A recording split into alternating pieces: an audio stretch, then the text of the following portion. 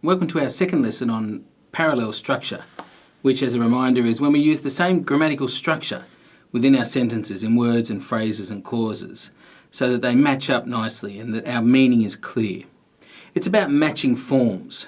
Now, another way that you have to match forms is by making sure that you're matching active voice with active voice or passive voice with passive voice, and you're not mixing these two things up. Just a reminder, active voice is a sentence like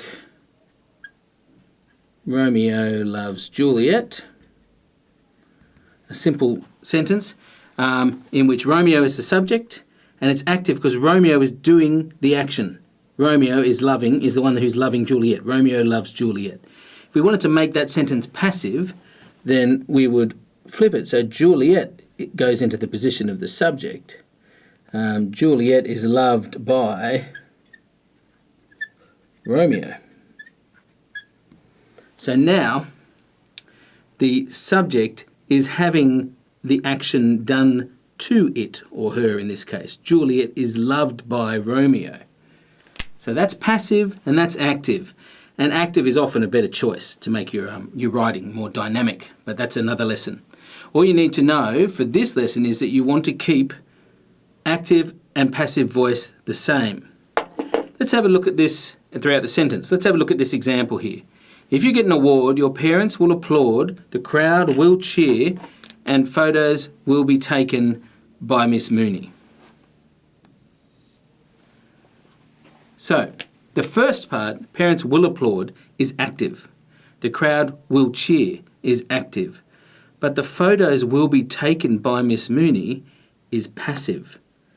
The photos are having the action done to them, like in this sentence here. So this is wrong. It does not have parallel structure. To fix it, we need to make them all active or all passive, but let's make them all active first.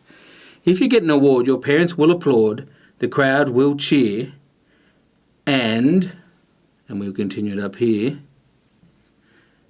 Miss Mooney will take photos. So now, forgetting these two lines, it makes sense.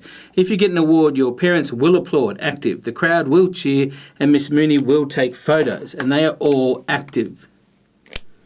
If you wanted to make them all passive, then you would have to say, if you get an award, you will be applauded by your parents, you will be cheered by the crowd, and photos will be taken by Miss Mooney. But you can see it's a more effective sentence if you put it into the active voice. But for the point of this lesson, as long as they all match, that's what we're after. So we have parallel structure.